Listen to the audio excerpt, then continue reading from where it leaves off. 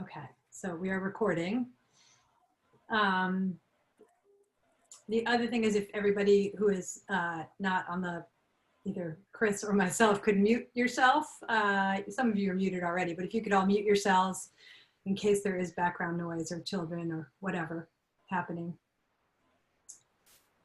We will be taking questions in the chat. So in the chat feature, if you want to go ahead and open that up, and you can, Kris will be taking questions throughout the hour, so you can talk to him. And all right. Talking about his books there. So let's give it one or two more minutes, and then we'll start the real. Yeah, because I'm still letting quite a few people in. Yeah, most people. You kind of look up from what you're doing and you realize, oh my goodness, it's starting. So I guess most of you know we are from the Los Angeles Center of Photography, but for those of you who don't, I can just go ahead with that and talk about, we have a lot of programming coming up, which is exciting. This is the first in our Photobook series, but we also have Alan Smithson, who's on the call. We'll be talking to Sean Bush in just a couple weeks. We have an Insider Industry series that's actually for members only. That's with Eric Joseph from Freestyle that's coming up. We have lots of online classes, webinars, lots of exciting things going on. So go to our website, lacphoto.org. If you're not already a member, you could become one from out of state for only $50 a year. Or if you're in state, it's only $10 a month. You could do it $10 a month. So we also have a free call for entries for everybody who doesn't know that right now. That's going on. It's called The Connected World. And it closes August 17th. And it is talking about the changes in our world right now in terms of the pandemic and the awareness of systemic racism and police brutality. So we're looking for your photos about what's happening right now in the world to show at our fundraiser in October. So that's a free call for entry on our website. I guess I got one more minute and then we'll start. I'll just sit in silence for a minute. Very silent. Yeah. So is everyone on the call in Los Angeles, or people from all over the place? I think everybody's. Maybe we get a little text going, a little chat room stuff happening on the like. Sure. Where is everybody at? I'm gonna say where I'm at, and I'm gonna write it down. I would say most people are from LA, but most people I recognize. But we've got other. Yeah, this is cool, man. Like, look at all these like places. Wyoming. Oh, this gosh. Where is Sylmar? Is that like LA? I mean, well, first off, that's where where's Sylmar? That's where I live. That's where I am right now. But I kept with somebody else from Sylmar. That's what I didn't think anybody I knew. There's one other. All right, I'm gonna have to go find whoever's from Sylmar. Diego, Colorado Springs, Charlotte. Oh, hi, Bobo. I live in Sylmar too. You guys could have distance coffee. It would be so wonderful. Distance coffee. There is a Starbucks in Sylmar. Amazing. It just went in last year, maybe 2 years ago. Anyway. Hastings on Hudson. We got some New Yorkers in the house. I dig it. Yep, New York in the house, I think. Wyoming, though. Wow, that's Birmingham in the house. Wow. Birmingham. Wow. LA. San Diego. LA. Very cool. Very cool. That was a great thing. That was a great thing to do. Thanks, Kris, for starting us off that way. Culver City. Culver City's LA too, yeah? Yeah, Culver City's LA. Yeah. That's where pretty much our center is at. It's about 2 blocks from Culver City. That's where LACP Best Coast. Yeah, all right. in Hollywood, but now we're in Culver City, so. Aline, the best coast. We won't even talk. I can't even talk about that. I didn't know, Aline, you love New York too, though, so I don't know about that, but yeah, the best coast.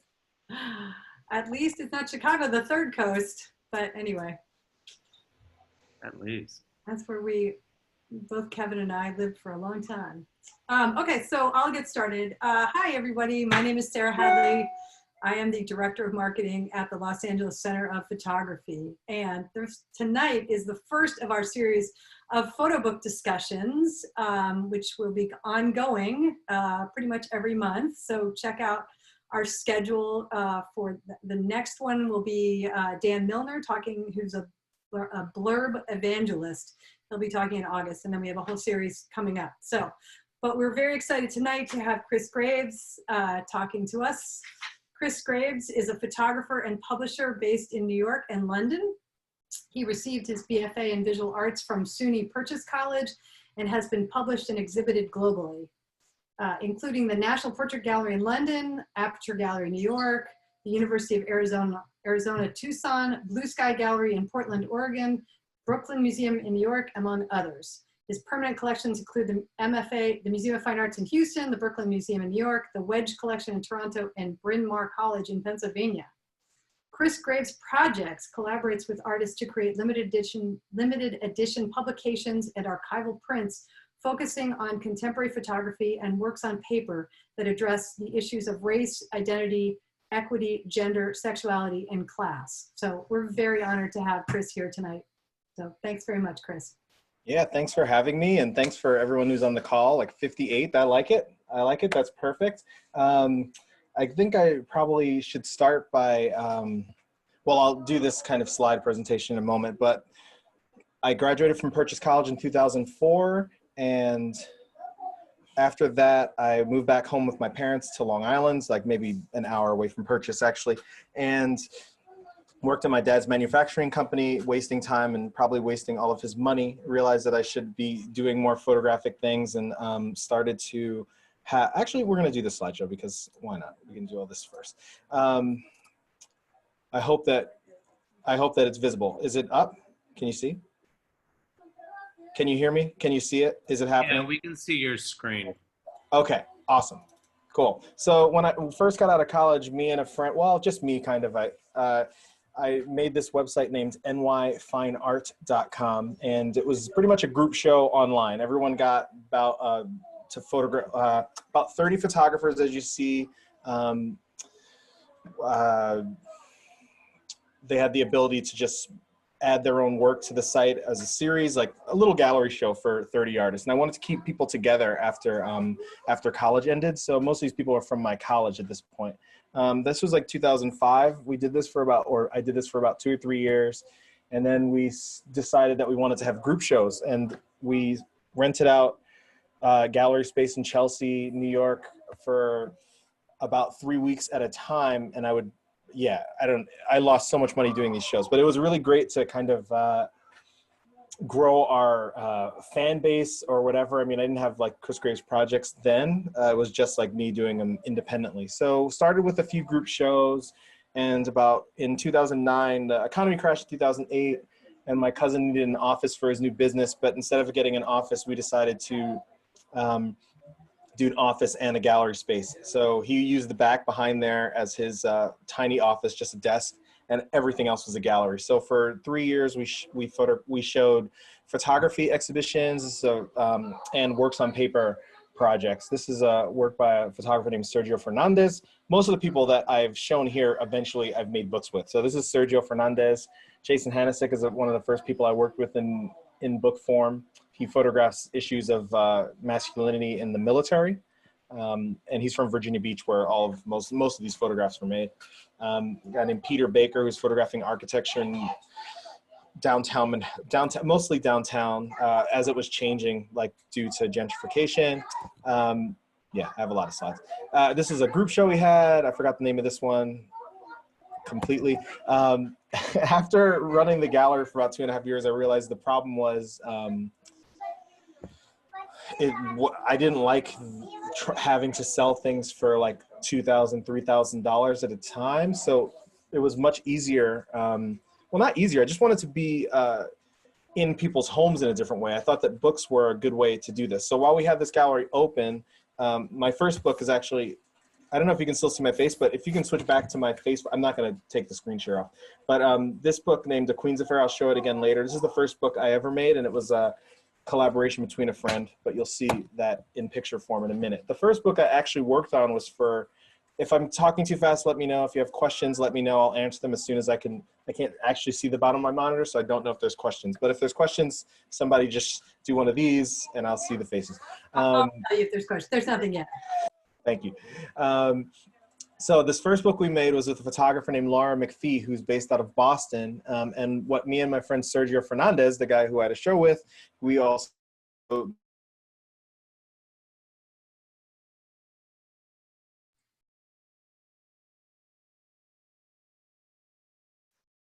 Kris, you froze. some of the. We lost you for a second. Can you see me now? Yes. Am I here? Okay, sorry. Laura Mcphee, Boston-based photographer who teaches at Mass Art.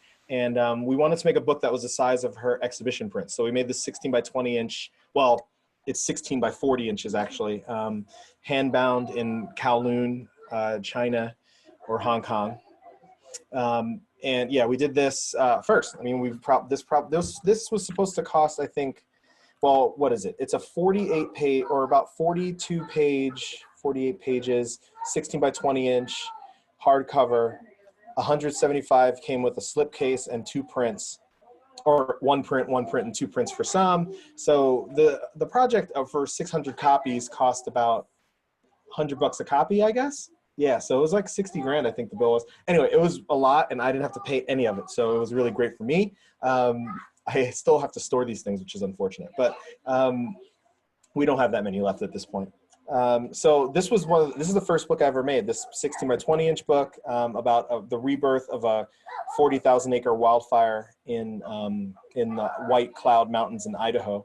And she was going there over the season. So this book is actually kind of a show from all seasons. And yeah, we had a great time making it. It was huge pain to make a book this big. I don't know if I'll ever make something this big again, just because it was supposed to be $38,000. Then the economy crashed. Our currency was shit. And then it became $60,000. Anyway, so after that, then I made this a Queens of Fur book, but I'll talk about this in person because I hate these screen things. So this is the first book I made for myself when I realized I wanted to actually have a publishing company that produced monographs for photographers. That's how it started. And it was called Kris Graves Projects, which I still use that name. And this book is called Permanence. And it was pretty much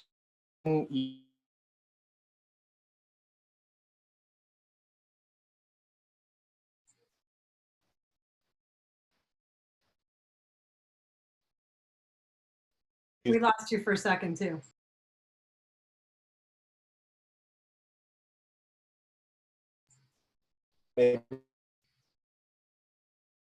We're losing you, Kris. Are you?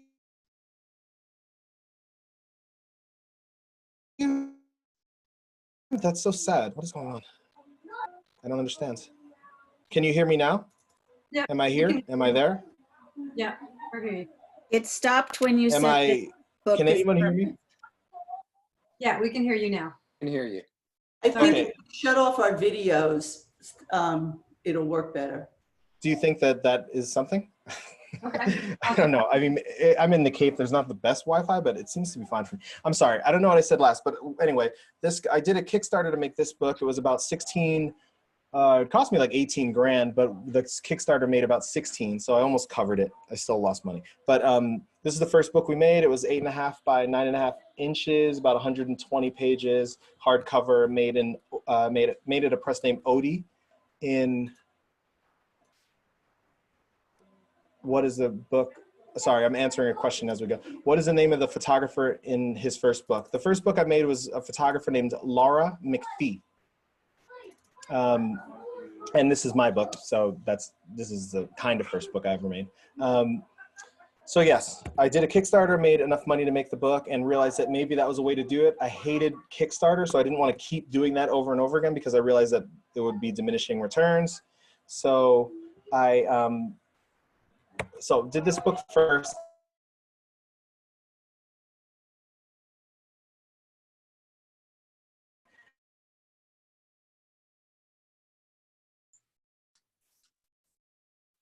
We've got no audio, Kris. I know, I can, yeah, we've lost you again, Kris. Shoot, everybody, I don't know why this is, sorry. How long are you losing me for? Is it like 5 seconds, 6 seconds? Like what? Yeah, just a couple of seconds, but that time it shut off your video to you. We couldn't see you anymore, so I don't know why it's happening. Just it's Okay, what about, can you see me now? I switched Wi-Fi. Hopefully it's Hopefully it works now. Can you see me clearly? I'm good? Everything's good.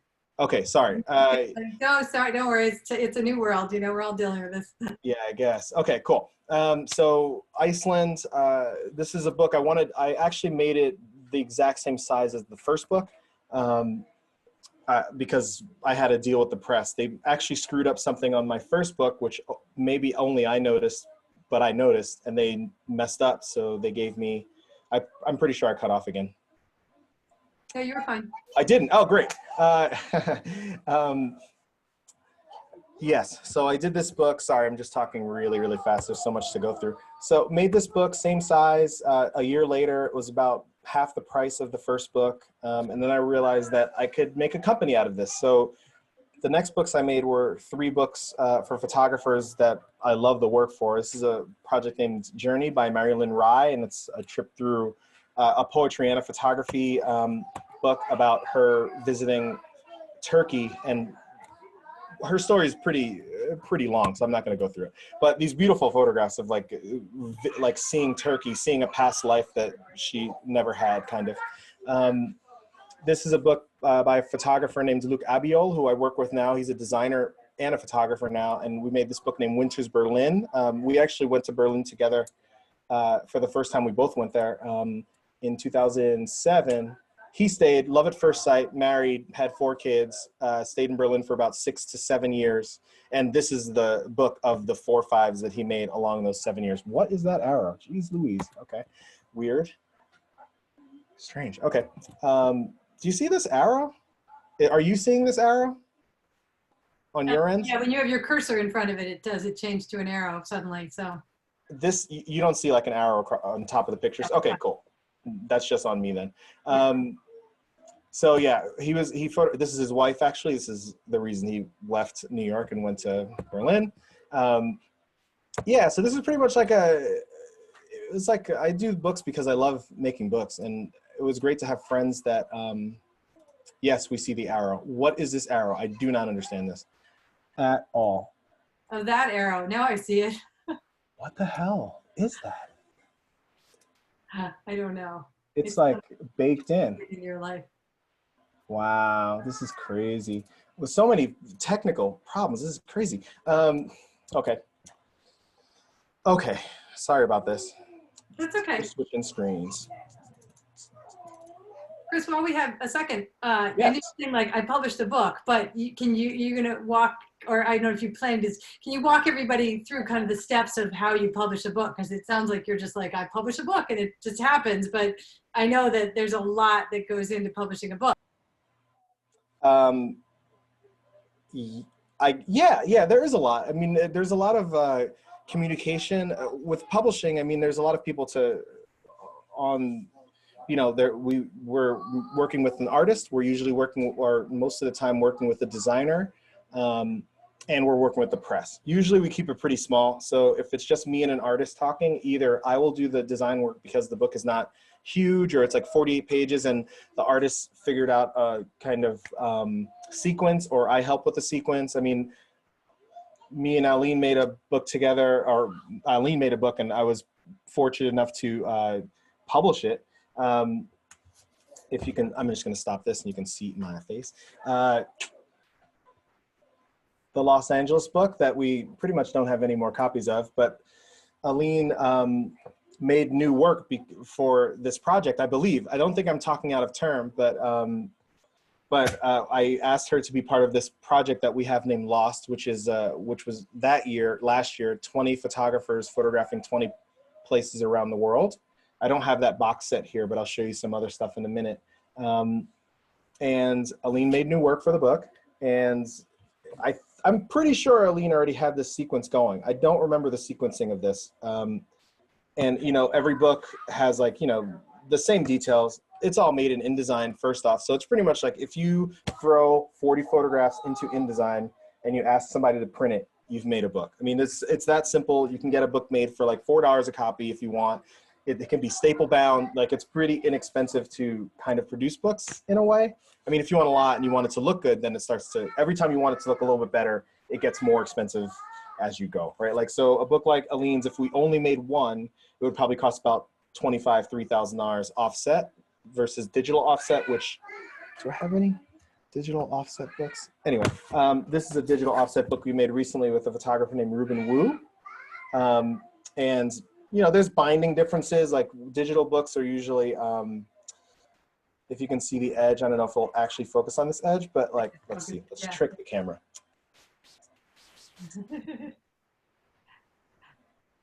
No, it doesn't quite work. Yeah, it doesn't matter. This paper, there's two ways to bind, well, two ways to bind a softcover book. One way to bind this, well, there's more than two. The two main ways to bind a softcover book, this is so technical, is gluing pages. It's called PUR, pure, and you're gluing pages directly to the spine of a book, and you definitely can't see that. It's way too small. This book's way too small. They actually did it on these 4 too, which is unfortunate. But this this is a new set of laws. You can see like all these pages are glued in. Pull it back just a little bit from the camera. Yeah, it's not going to focus. It won't. It refuses. Okay. Anyway, doesn't matter. So that's one way to do it. And then the other way to make a book, well, the other way to bind softcover books is through Smithsonian books, which are wrapped around. Most of the photography books that you probably own have signatures, which are like 8-page increments that wrap around each other. Like this is one signature. Oh, sorry, I'm holding it like off camera, like you can see. This is like one signature of the book, and it rolls into the bottom here. And this book is pretty much 1, 2, 3, 4, 5 signatures. So that's how it goes. I mean, at this moment in time, I know that a book like, and all this is so technical and so random. I hope that you want to hear this stuff, but like, Alleen's book is 6.8 inches by 8.5 inches vertical. And it's not 7 because 0.2 more wouldn't fit correctly on the press sheet that my press uses in Spain where I make these books. We make our books at a press named SYL, S-Y-L, in Spain, or in Barcelona. I don't know if I should even call that Spain, actually. And yeah, so I know now that I can make a book that's 6.8 wide and up to 9.5 inches or 9.6 inches to be like specific. And I can fit 16 photographs on one piece of paper, right? So if we're making a 48-page book, we only need, oh, that's wrong. That's more. Oh yeah, so it's 32 on 1. Anyway, sorry, the paper size is 28 by 40 inches, and you divide that and you fit your images on a page. So then you have, if you have a 28 by 40 inch rectangle, you can fit 8 books open on that front, which means you have 16 pages on the front and 16 on the back, which is 32 pages on one sheet of paper. If your book is 64 pages, you can use 2 sheets of paper 500 times to make a full book. So it keeps it pretty inexpensive. Once you go to 8 by 10 inches, you now can only fit 8 up, which means you can only put 16, and now your book's gonna cost double in paper because, that's my wife, double in paper because.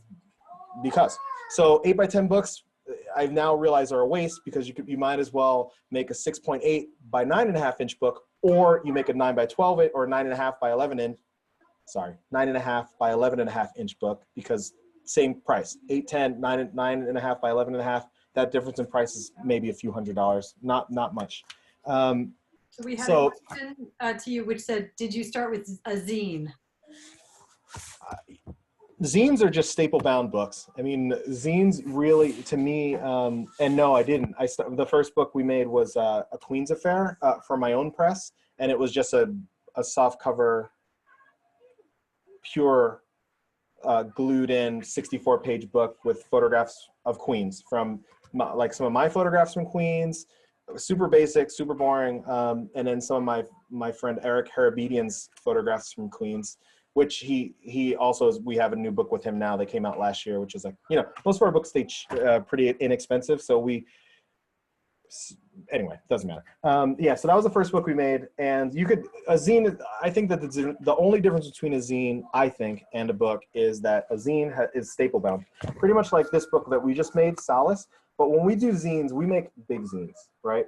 We make like 20-inch zines. So this is like, yeah, I don't know if you can even see the size of this, but so when I make a zine, I try to make it really big because the cost difference between small and big is not so much, and they all ship media mail, and it's all the same weight. I mean, it's all like a pound, so the shipping is always the same. So why not make it big, is what I say. Like, I want to make things big.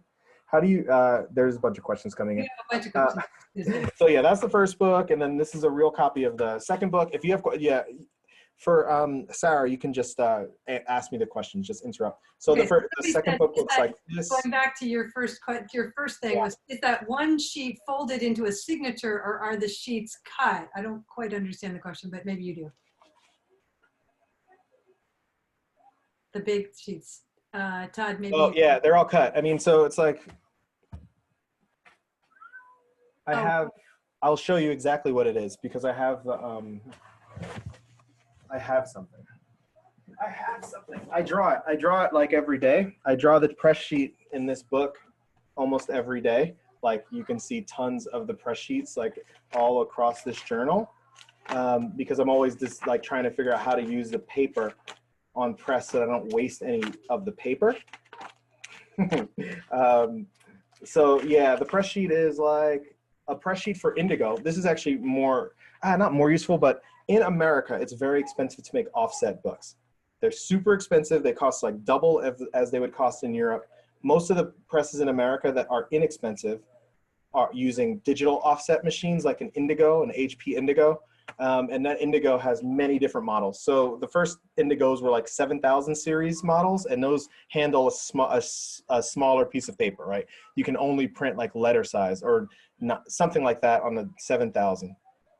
That's why you can't wrap your book, like wrap more pages around. It's individual pages stuck in with glue to the spine.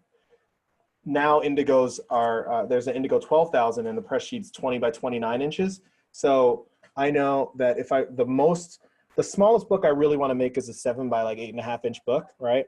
So I know that I can fit 1, 2, 3, 4. So I can, like with this page, I can fit 8 pages up, 4 spreads.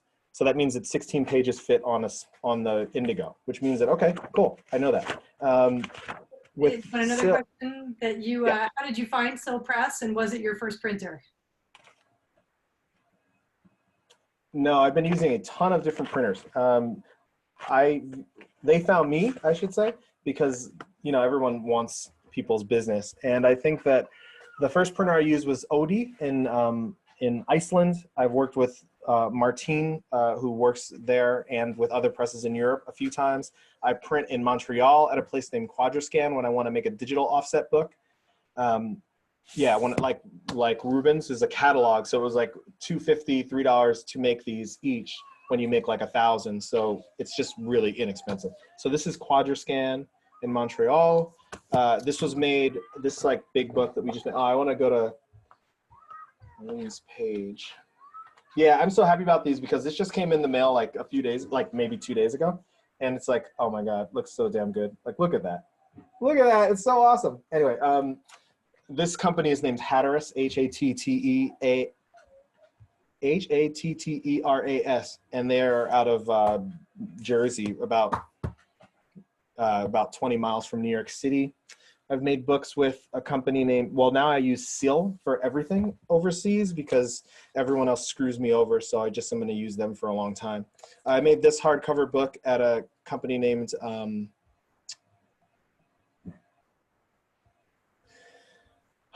Puritan Press in New Hampshire. They're in New Hampshire. This is actually a digital offset book, but they did a good job. I mean, they kept it pretty monochrome. Sometimes with digital presses, you'll notice that one page is either 1 point magenta and the other one looks yellow, or vice versa. So, and because they really can't, they have an old Indigo, so they don't know how to use their machine properly, or they just have an old machine. But I made them change that for me because I was getting really annoyed by looking at pages across from each other that, in my eyes, one was just 1 point magenta, and I was like, that's super annoying.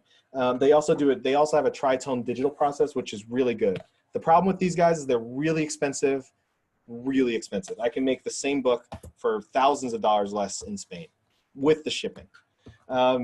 But they're good. They make good books. Anyway, we also use, oh yeah, I said Quadrascan. Quadrascan made this hardcover book named it's 8.5 by 10. Yeah, 8.5 by 10, about 180 pages. I wouldn't make a hardcover book with QuadraScan because they don't bind properly. They just use, and I didn't know this because I was really young at making books when I made this book like 5 or 6 years ago. You're not going to be able to see, oh, maybe. There's a weird, like, there's a bunch of, like, you see this roundness in that spine there? Those are all, those are like bolts. Those bolts go through the book like a hole punch. And there's like 25 of them. One thing about QuadraScan is their color is immaculate. They do a really good job at color correction. So making a big softcover book there could be, that's something that we will do in the future. Is there any more questions? You have lots more questions. Do you want to read them? Go ahead. I can. Okay. What are your thoughts and experience with Blurb? That came up a few times. MagCloud and Blurb, now are the same company, even though MagCloud started as HP. And MagCloud started because HP had those indigo, they were selling those indigos to Blurb.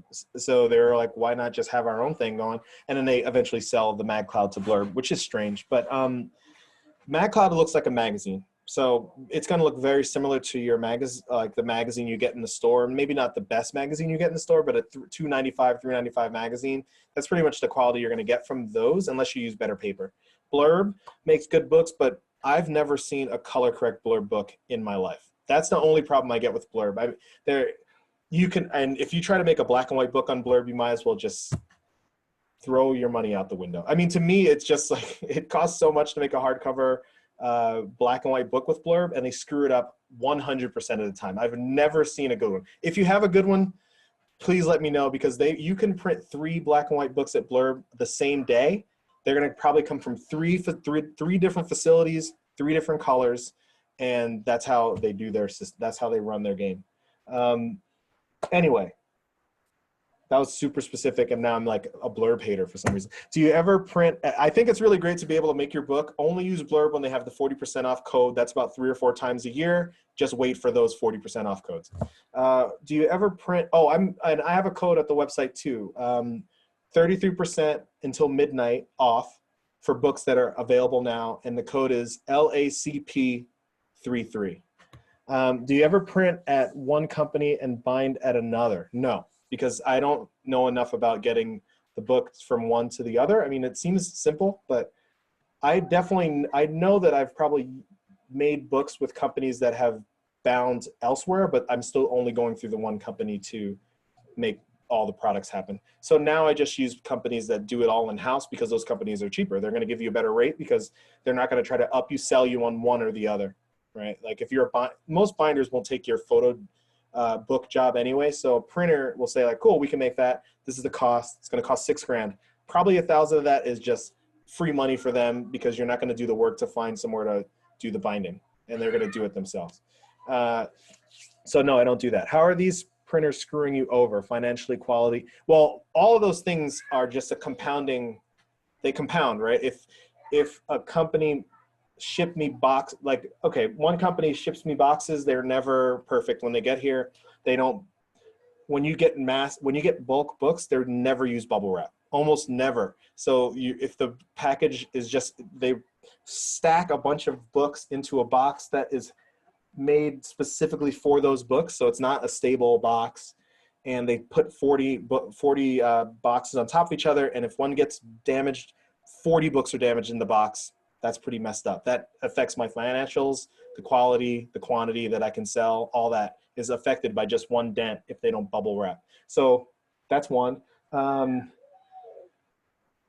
In Europe, I've had problems with a few European presses just because they weren't listening. I had somebody print all of our books on the wrong paper inside.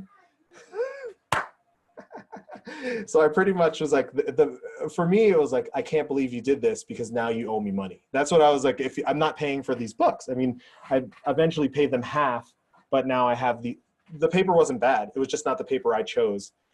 The books look great, thank God. But yeah. So that was a problem too. That's a huge problem. It ended up being a financial gain of $5,000 for me, because no one will know that problem besides me and you guys. And none of the artists are here, so they don't know that problem either. What are your thoughts? Blurb, anything else? How do you find your artists? A lot of different ways. Before this Covizi is what I call it.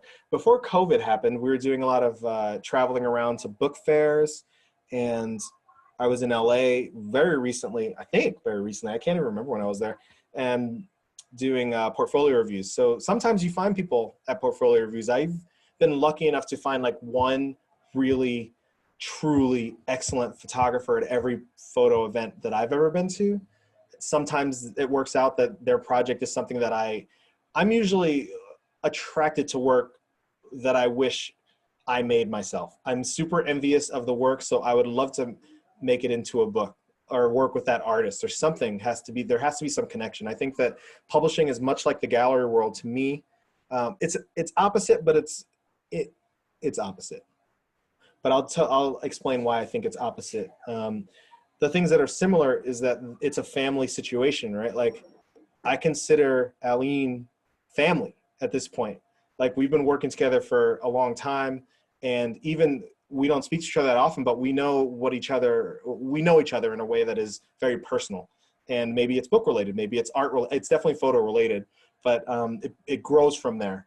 And that's publishing, right? Like that's kind of like dealing with people you want to talk to every day. Like I can email you at 2 a.m. and you may get back to me, you know, like no boundaries kind of thing. So I think when you're trying to look for a publisher, it's really important to remember, like, do you actually want to work with that person? Like, do you want to like work with a company who's run by an asshole? I mean, I don't want to make a book with, even if they're the best bookmaker in the world, which they are, that guy's an asshole or that woman's an asshole. I don't want to work with them. Therefore, you know, like, fuck them.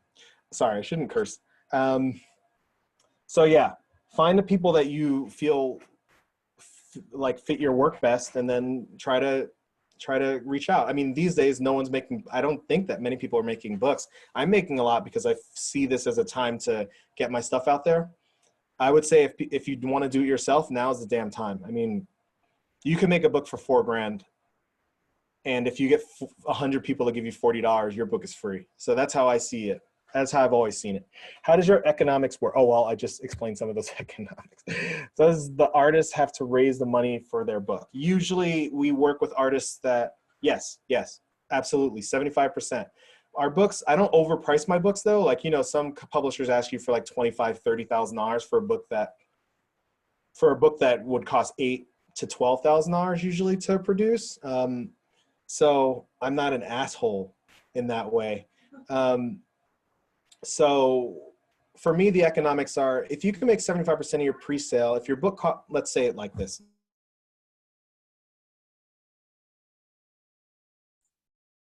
We lost you for a second, Kris, sorry. Oh, we keep losing. Hopefully he'll come back in a second.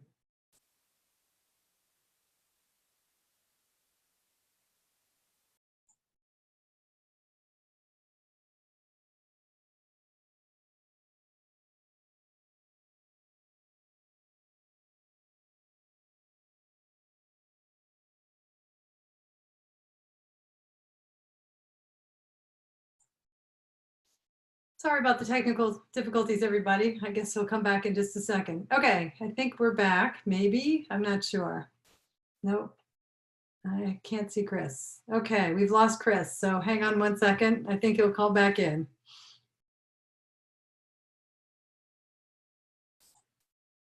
This would be a great time if you have any questions to go ahead and put them in the chat.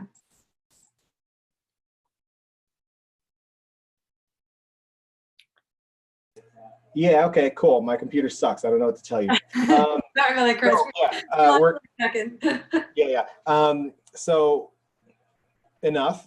I'm going to make these books the same. I'm going to make a lot of books the same exact size. So now I have like a ton of stuff that is like the same height. That's close, but this is digital, so it's a little different. Anyway, so I'm working with a dude named Laurent now, and we made this book named Enough, which is all black and white, printed 4-color, as also that. If you're printing black and white books, there's a lot of different options. You can go duotone, tritone, or 4-color. 4-color, I didn't know I thought that duotone, there's reasons to do both on press. I made this 4-color because it's easily proofable. All these companies proof on Epson paper, so you never get like the actual look on these papers. You can ask them to print a press sheet, but each press sheet, like that 28 by 40 inch sheet, the cost is about $350, $400 to print one sheet. You can put all your images on that one sheet smaller so that you can at least see what they look like. But I usually have somebody on press to do the work for me because I don't want to go there. Well, I would love to go to Barcelona, but I don't want to be on press for these books. I'd rather be in Barcelona on vacation than actually be working. So we made this book recently, and I would say that it costs about, a book like this, this is 8.5 by 9.5 inches, 120 pages. The paper is Garter matte, G-A-R-D-A-M-A-T. It's 170 grams, and it's a cloth bound with a tip-in, not tip-in, with just a foil stamp on the cover and on the spines. So this probably cost me like $6,000. Damn, it's $742. It cost me $6,000 plus the shipping. I shipped multiple things at once, so really it was like half and half. The shipping cost about $600 as a half, maybe $650 for 300 copies.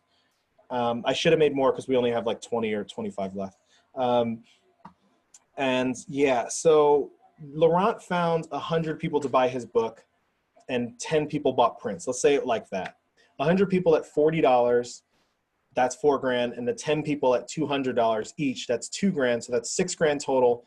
The book cost me $6,000 and I paid for my shipping. You know, like, so I really didn't lose any money making this book. And now that I only sold 110 of them and have 300 minus we pay our artists in books. So we pay our artists with 10% of all the books made. So he gets 30 books and that's what he gets. So I get to sell 150 books for a complete profit after that, which is the way we run our business. I mean, that's kind of how we do it. People have asked you about, can you talk about distribution? I lost the questions. Where are the questions? Are there more questions? There are plenty more. Can you talk about distribution? A couple of people have asked about distribution. Yeah, I don't distribute, so I know nothing about distribution. So how do you get your books out there in the world? I mean, that's sort of what traditional publishers, I think that's what they guarantee people, is that distribution through DAP or Art Books or one of these places. So talk about how you get your books out in the world. The website is a big place. I go to maybe 10 to 12 book fairs per year in different cities and some different countries. Like, I mean, last year we did Unseen in Amsterdam. We did 2 fairs in Spain. We did the London Art Book Fair. We did LA, Chicago. We did Yale, 2 New York fairs. Philly's fair closed. Boston's fair sucks. Where else? I think we did Photo Lucid. It was last year? I don't know. That was maybe 2 years ago now. Anyway, we do a bunch of book fairs, 3 in New York actually. And that's how we make our money. Well, we make our money online also. Online and book fairs. And we are specific because we're a low run. We do limited quantity stuff. So we're making between 300 and 500 of books. So we're not on the published, like, distribution to me was always like a trick because it's like you can get 2,000 made, but like if you're not the most popular photographer in the world, then 1,000 of those books are going to be at Barnes and, well, maybe not even Barnes and Nobles, but they're just going to exist. And you won't know where they are, and you won't know like if they're going to help you. They'll just be on a shelf. And at some point, like I see the books and they're 75% off at the MoMA store or something like that. So I don't like the idea of distribution. I want to be able to sell to the stores directly, like Photo Eye and Printed Matter, and even those bookstores and museums will buy books from you directly. And I do that as well as I talk to curators that work at all the major museums, and I try to get my books placed because the placement for me and the artists are way more important than the distribution.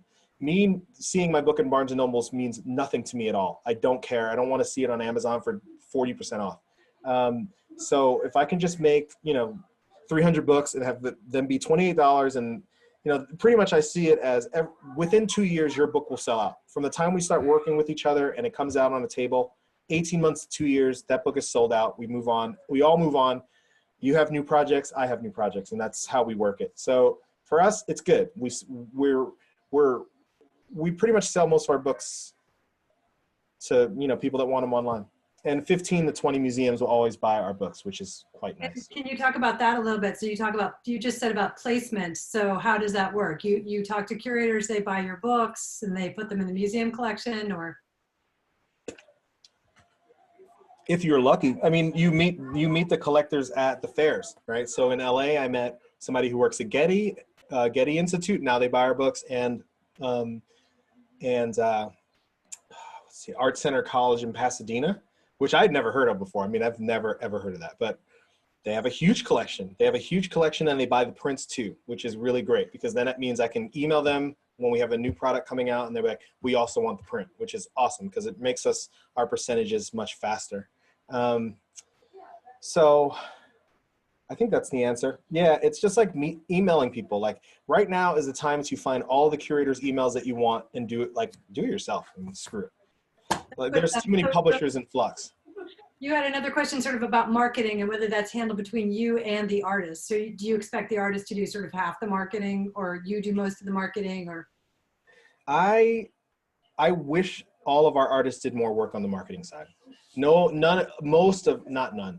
There's definitely some artists that we've worked with that just are, you know, the books that are sold out are the books that were marketed well. I would say that. Like if the book is now sold out, that means that it was marketed pretty decently by both sides. I can do only so much because books is now my full-time job because of the pandemic. But when it's not the pandemic, I'm a photographer. I'm making work. I'm working a lot, not in the books. So yes, I think it has to be both. And if your publisher realizes that you're not going to help, they're not going to make your book. And it's easy to tell. I mean, there's now some things like, you know, not having a web presence is not something that you can live with anymore as an artist. You have to have a good looking website. You have to have an Instagram presence if you're a photographer. I think that is vital. Facebook, no one cares. But you know, well, not no one cares. The people that, I don't get many sales based on Facebook stuff. So I focus my energy on Instagram, and sometimes I even put out Instagram ads. Yeah. So somebody asked about, do you know anybody have any experience with printers who can implement pop-up, pull tabs, specialty folds, etc.? Or can you get those from your publisher? There's so many publishers in the world. I mean, there's a great publisher I forgot the name of in Turkey. I mean, yes, you can do that for most real publishers can do real things. So in Europe, I don't know about the American publishers. I know that Brilliant is probably one of the better publishers out of Pennsylvania. Brilliant's good. They're really good. And I'm pretty sure they make their hardcover offset books in China. And I think they make their digital offset books in Pennsylvania. Now, I could be wrong about some of that, but I think that that's how they work their system.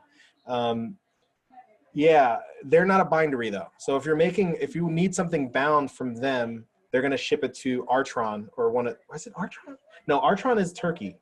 Sorry. The names don't matter because I don't use these people. But yeah, you have to find a press that does what you want. And that's like, examples are important. I think that if you have a book that in your house that you think, yeah, it's about if you like a book, then you should see who made it, what press made it, and see email them and say I want a book exactly this size. Can you quote me? And then you will get a quote with the exact papers, the exact process, and then you can take those pieces of information to 30 other companies and just see what prices you get from 30 companies. I mean, that's what I did the first time I tried. And I realized that, you know, there's a question, which is, how would you find a bunch of publishers? Did you just Google publishers, or did you? I went to bookstores for 3 months straight and looked at the back of each book to find out who made them. Okay. So not just the publisher, but who actually printed the book. So yeah, the publisher can't help you. The publisher is not going to tell you who printed the book usually. So, well, they won't tell you because you won't be asking them personally, and they're not going to answer your email asking what publisher. Anyway, so yeah, you can go to the back of any photo book and look at the colophon page, and you'll see any book, not even a photo book, any book. It'll say printed here or printed in this country, and then you can do some research. But usually it's tell you the place it's printed. I know that printing books in the more expensive countries is a problem because they have way better labor rights, right? And that's bad to say, but if you make a book in Germany and you make a book in Italy, well, Italy, they just believe that their books are better than everybody else, which is funny. But those two countries are really expensive for bookmaking because they have a history of it in a way that Spain, Croatia, Bosnia, Latvia, these places have the same papers, same printers, same cloth, same everything. And you just have to hope that they will produce something tangibly same as those other places. And it's like, I found a place in Spain that makes work for 40% less than I would make the same book for in those other countries. So that's why I make my books in Spain.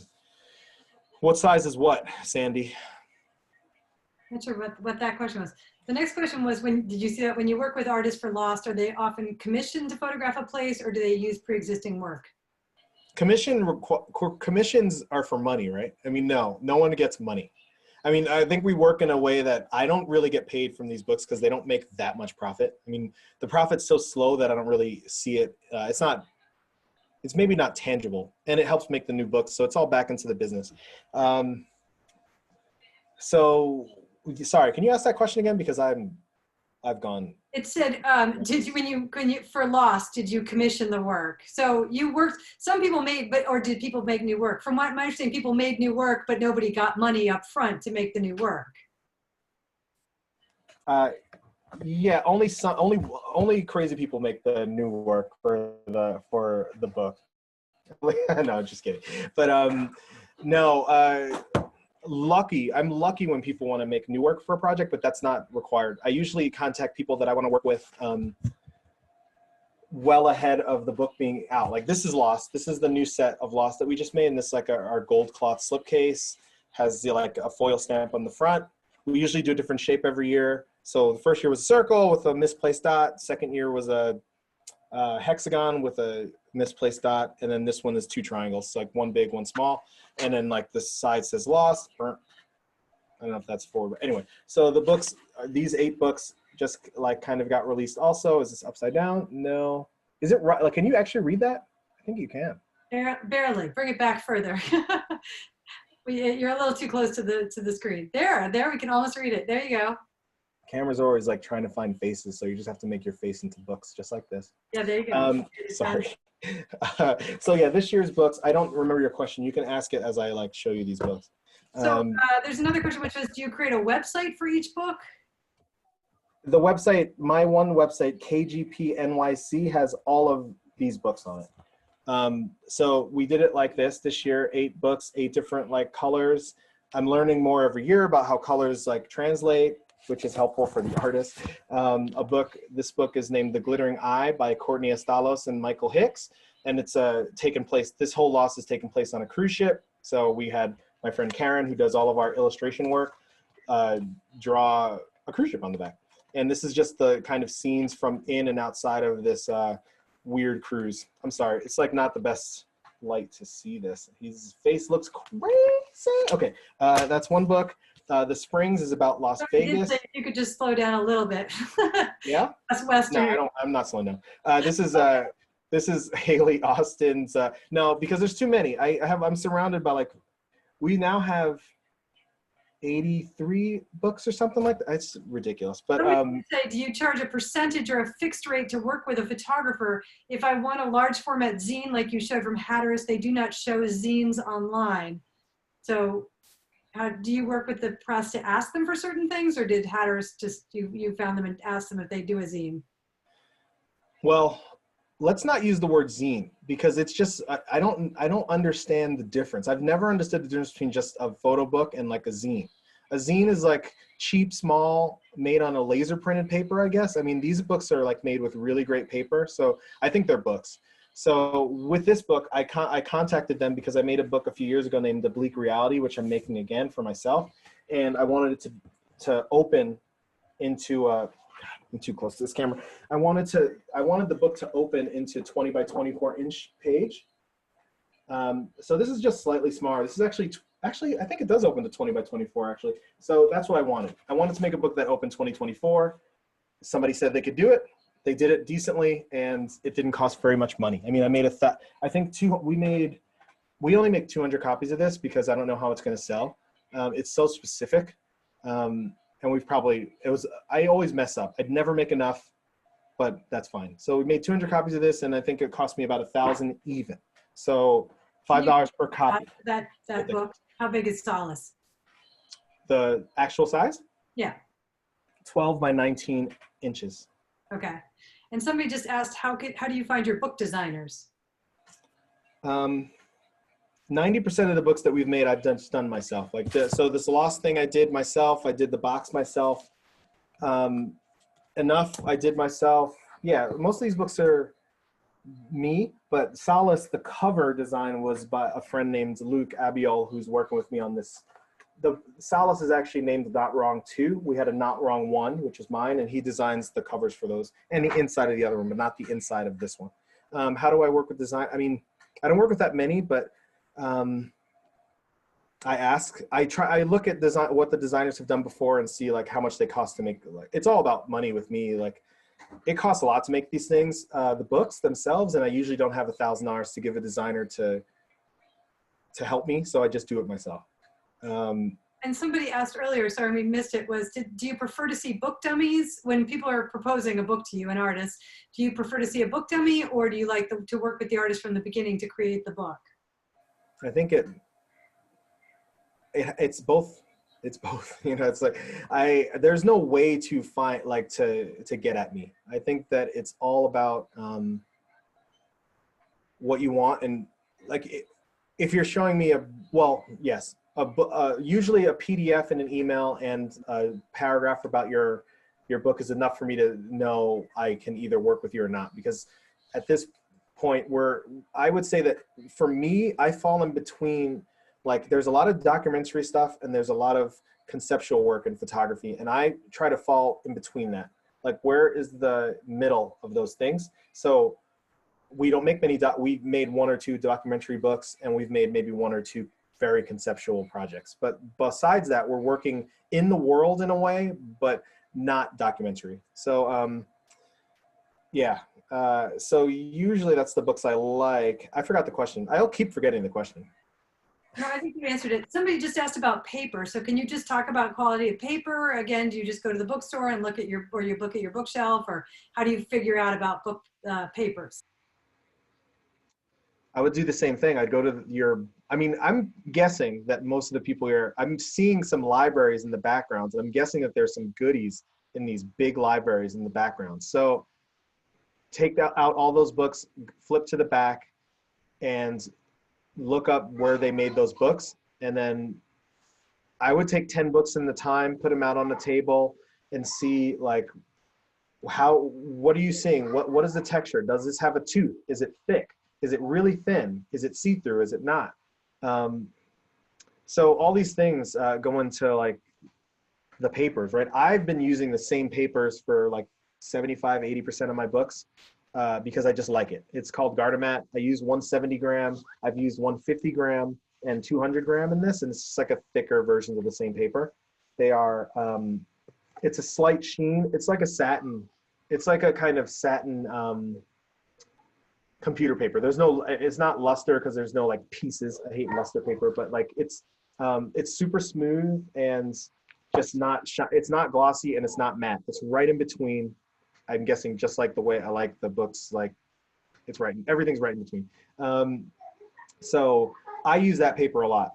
Cover materials, however, we use a few different ones. This is called artboard, which is like not a good name for this, but it's pretty thick, flat. It's laminated, or you can laminate it different ways. These are laminated with matte lamination, but then we have this book, which you can never feel because we're on the internet. But this is soft touch, and that's like, it feels soft. It feels like velvet. So you can do that. You can do a glossy cover or glossy laminate. Usually there's so many options. I mean, you can just ask the press for that. Like, I want my book to be glossy on the outside, or we have another book we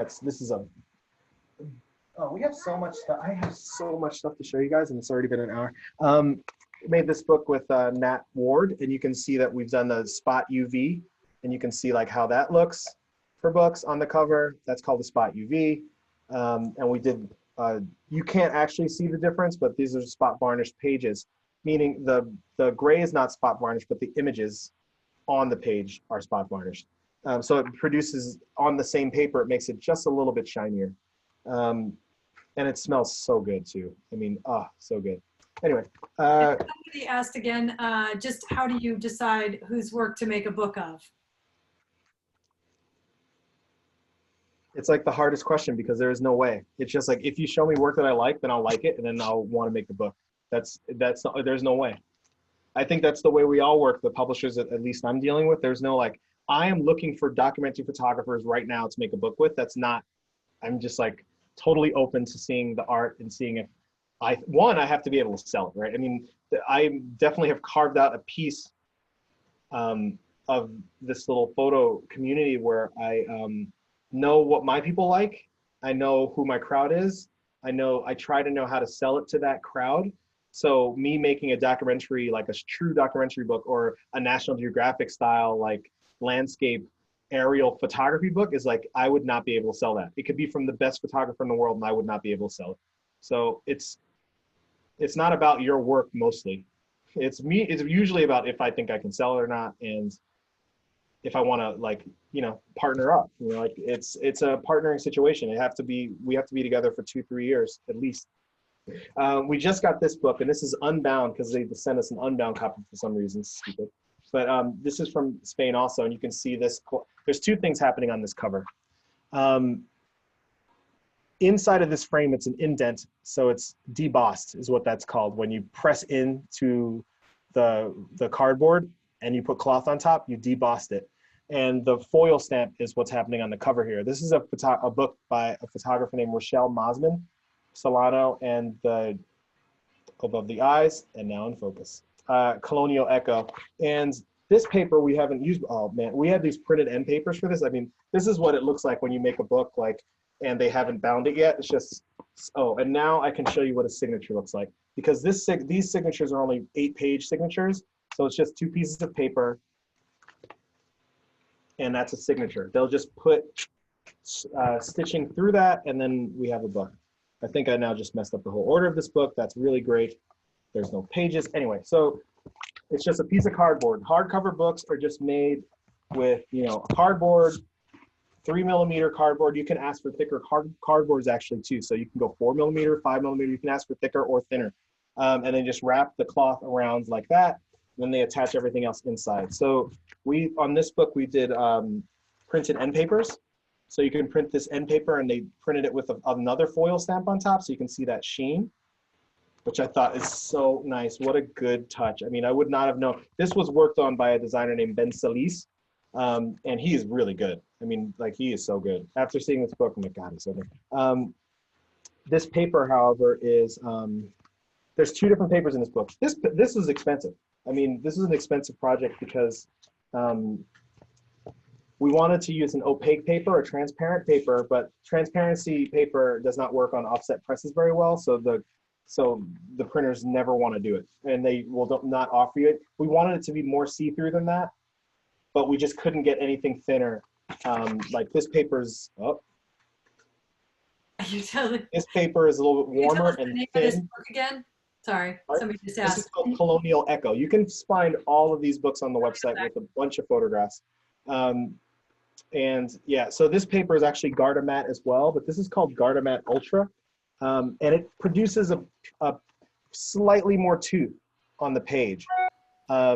So it's similar, it's thicker than, it feels like it's thicker than the Garter Matte that I use for the other books, but it's not. It's the same grams, 170 grams, but it feels thicker. I don't know if I like it yet, but it's new. It's too new. I don't know yet. I like the book, so that means I like it, I guess. Yeah, we'll just keep it. But is there a good way to just get a single book made on a good quality, I guess, press in order to see it if it's worth pursuing a project further? I mean, would they do that or not?